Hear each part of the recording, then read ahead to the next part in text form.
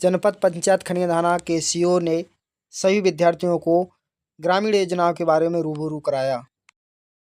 का हम यदि कल्पना करें, यदि उस गांव की आबादी 2000 है तो उसमें आंगनवाड़ी केंद्र कितने स्वीकृत हैं? मान लीजिए 2 केंद्र स्वीकृत हैं, इसका मतलब 2 भवन उसके लिए होना चाहिए। अभी हम लोग आंगनवाड़ी भवनों के निर्माण का काम भी पीएम जनमन में कर रहे हैं। वहाँ मंगल भवन है कि नहीं है उस आदिवासी मोहल्ले में या हरियाण में या गाँव में? मतलब मैं सर्वांगीण विकास की बात कर रहा हूँ, एक किसी वर्ग विशेष की बात, क्योंकि अधोसंरचना में सबकी बात होती है। सामाजिक सरोकार में जो वंचित है, जो छूटा हुआ है, जिसको अभी तक किसी योजना से लाभ नहीं मिला, उसको हम लोग सामाजिक सरोकार की जो सामाजिक न्याय की योजनाएं होती है उससे लाभ मिलता है। अधोसंरचना विकास में हम लोग रोड डेवलपमेंट करते हैं गांव के अंदर, और अप्रोच रोड तैयार करते हैं, नाली निर्माण करते हैं ड्रेनेज सिस्टम को ठीक करने के लिए। और ऐसे भवन जैसे आंगनबाड़ी भवन, पंचायत भवन, मंगल भवन या खाद्यान्न की गोडाउन, उस पर भी हम आप काम कर रहे हैं। कभी कभी गल्ला प्राइवेट घरों में रखा रहता है और उसका दुरुपयोग होता है। इसी तरह से ट्रांसफार्मर उस गांव में एक ही है, 2 है, या उसमें प्रॉपर लाइट नहीं जा रहा, वोल्टेज कम जा रहा है, बार बार ट्रिपिंग की समस्या, उसका भी जो है विद्युत विभाग बड़े पैमाने पर काम कर रहा है। बहुत सारे नागाहुरी डैम है, अभी काम भी चालू हो जाएगा। ऐसे डैमों से जो नहरें निकल रही है तो WRD या जल संसाधन विभाग कर रहा है, लेकिन छोटे छोटे लेवल पर हम लोग उसमें उनका सहयोग जल संसाधन जो हमारा MPRDC है या हमारा जो प्रधानमंत्री ग्रामीण सड़क योजना है, फेज 4 चालू हो गया है कि जो मजरे छूटे हुए थे अभी तक प्रधानमंत्री सड़क से, उनको भी अभी जोड़ा जाना है। वो भी कार्य योजनाएं हमारी तैयार हो रही है और ये सब कार्य योजनाएं ग्राम सभा के माध्यम से ऊपर तक जाती है। माननीय विधायक महोदय, माननीय सांसद जी, माननीय मंत्री जी, हमारे जिला पंचायत के अध्यक्ष जी, जिला पंचायत सदस्य, जनपद अध्यक्ष जी, हमारे ग्राम पंचायत के सरपंच, हमारे पंच, ऐसे पूरी बॉडी मिलकर के एक सिस्टम के साथ एक प्रक्रिया के साथ काम करते हैं और अपने अपने लेवल पर वो कार्य योजनाएं पारित करते हैं। जैसे ग्राम सभा में ग्राम पंचायत की सर्वांगीण विकास की कार्य योजना पारित होती है। अभी 15 अगस्त से ग्राम सभाएं चालू होंगी, उसमें हमारे गाँव में क्या क्या नहीं है, किस व्यक्ति को लाभ नहीं मिला, हमारे गाँव में कितनी CC रोड बनना है, कितनी नाली बनना है, कितने मंगल भवन बनना है, हमारे गाँव में ट्रांसफार्मर कितने लगना है, हमारे गांव में हैंडपंप नहीं है, हमारे गांव में विद्यालय में हमारे शाला की कमी है, बिल्डिंग की कमी है, या और भी कोई ऐसी आवश्यकताएं होती है जो गांव का आदमी बताता है कि उसकी रिक्वायर क्या है आखिर में उसके विकास के लिए। वो सब कार्य योजनाएं ग्राम सभा के माध्यम से तैयार होता है। वो सब ग्राम पंचायत से निकल करके हमारे जनपद फोरम पे आती है और हम लोग जनपद लेवल से उसको अनुमोदित करते हैं। जो अनुमोदन है उसको हम चैलेंज नहीं करते, लेकिन उसको यथावत उसको ऑनलाइन जो पोर्टल है हमारे पंचायत दर्पण और ग्राम स्वराज, उस पर उसको पोर्टल पर दर्ज करवाते हैं। इसी तरह जनपद की हमारी कार्य योजनाएं होती है। ग्राम पंचायत ने को 25 लाख तक के पावर, उससे ऊपर के हमें 50 लाख तक के पावर जो है जनपद लेवल पर होते हैं।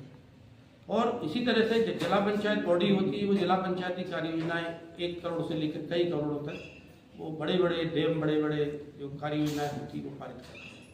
और ये सब के अलावा भी विधानसभा लेवल पर माननीय क्षेत्रीय विधायक जी विधानसभा में यहाँ की बड़ी मांग को वो उसको पूरा करवाते हैं। जैसे अभी यहाँ पर मान लीजिए एक बात आ रही थी कि मूंगफली का उत्पादन बहुत ज़्यादा होता है, लेकिन उसकी फैक्ट्रियाँ कम है, उसका जो सही उत्पादन का दाम नहीं मिल पाता है किसानों को।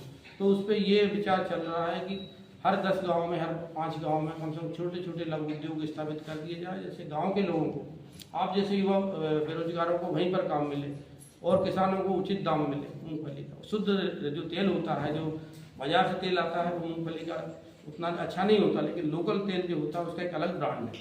यहाँ की मूंगफली एशिया में इस क्षेत्र की मूंगफली का बड़ा महत्व है। यहाँ का जो ग्रेडिंग होता है मूंगफली का, इंदौर में जाकर बिकता है।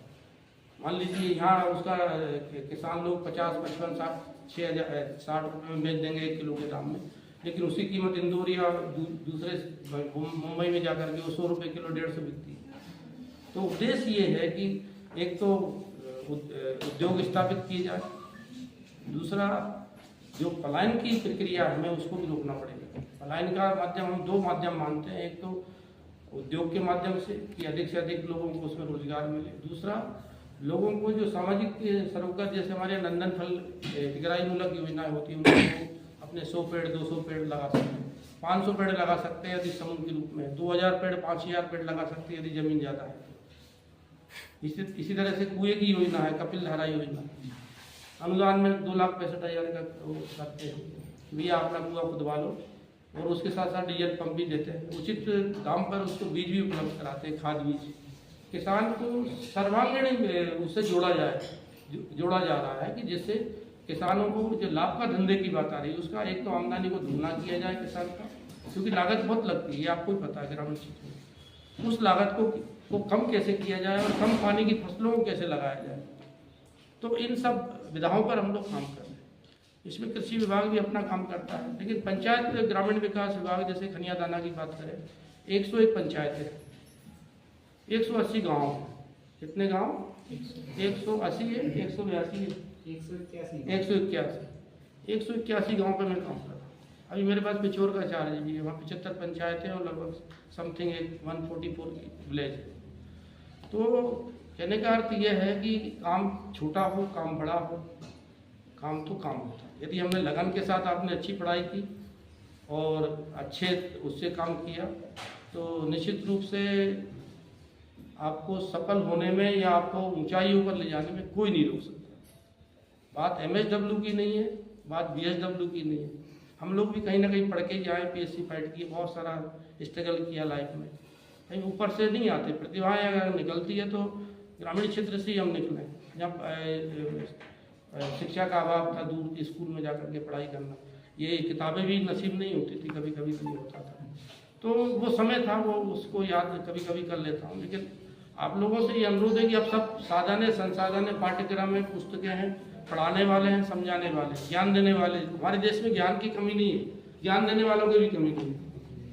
अगर किसी को छींक आ जाए तो 10 लोग उसका इलाज बता देते हैं कि ये फलाना लहसुन का काढ़ा बना के और अजवाइन डाल के, गुड़ डाल के उसको ऐसे ऐसे करके पी लो।